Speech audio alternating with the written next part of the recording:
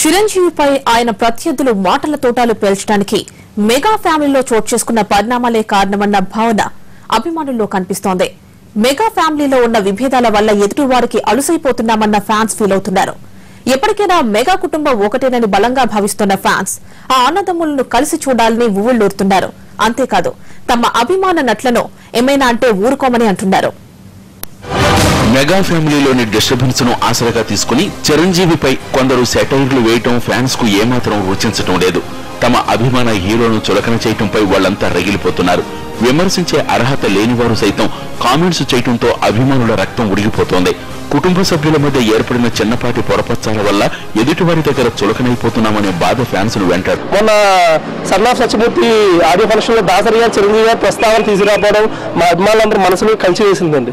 ఎందుకంటే ఒక ఎన్టీ రామారావు ఏఎన్ఆర్ తర్వాత అంతటి గొప్ప నటుడు 25 సంవత్సరాల పాటు తెలుగు ఇండస్ట్రీని శాసించిన ఏకైక నటుడు మెగాస్టార్ చిరంజీవి గారు అండి. ఎప్పుడు కూడా మెగాస్టార్ ఫ్యామిలీ ఎప్పుడు ఒకటేనండి.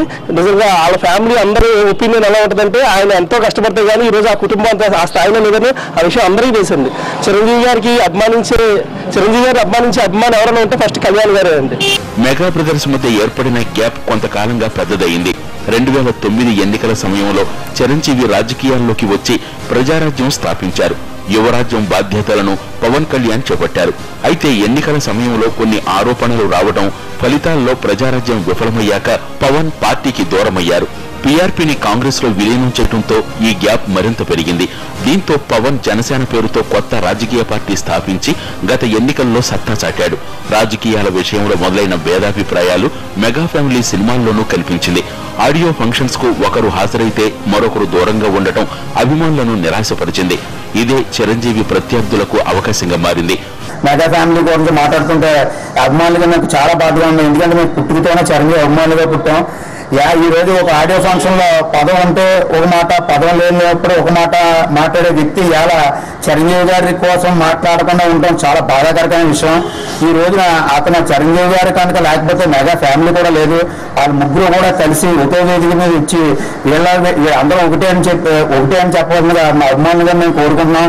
మెగా హీరోల ఆడియో రిలీజ్ ఫంక్షన్స్ కు చిరంజీవి, పవన్ కళ్యాణ్లు కలిసి పాల్గొనకపోవడంతోనే ఈ పరిణామాలు చోటు చేసుకుంటున్నాయని అభిమానులు భావిస్తున్నారు.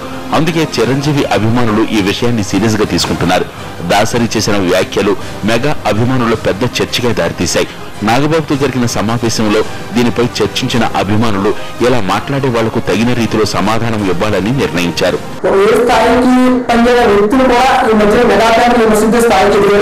అటువంటి అవకాశం కూడా మనమంతా ఒక్కటే, మెగా ఫ్యామిలీ ఒక్కటే అని చెప్పే విధంగా మనం నడుచుకోవాలి. అదేవిధంగా మనం నడుచుకుంటాం కాకుండా మెగా ఫ్యామిలీ ఒకే విధంగా సభ ఏర్పాటు చేసి మేమంతా ఒక్కటే, మెగా ఫ్యామిలీ ఒక్కటే అని చెప్పే విధంగా ప్రజలకు కూడా చెప్పాలి. మెగా ఫ్యామిలీ అంటే ఏంటో ఆంధ్ర రాష్ట్రం అంతా తెలుసు.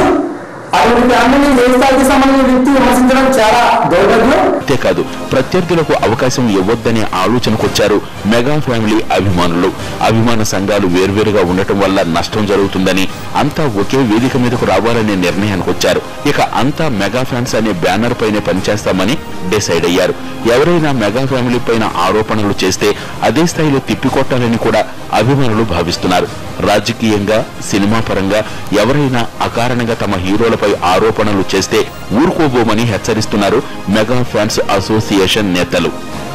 మేము ఎట్లాంటి ఇప్పటి వరకు ఎవరు చిరంజీవి గారిని విమర్శించినా కూడా మేము చాలా నేర్పుతూ ఉన్నాము. ఇక నుండి ఎప్పుడు చిరంజీవి గారిని ఎవరైనా అట్లా విమర్శించినట్టయితే మెగా అభిమానులందరం కూడా నేనందరం కూడా మాట్లాడుకోవడం జరిగింది. ఎట్టి పరిస్థితుల్లో ఊరుకుండేది లేదు.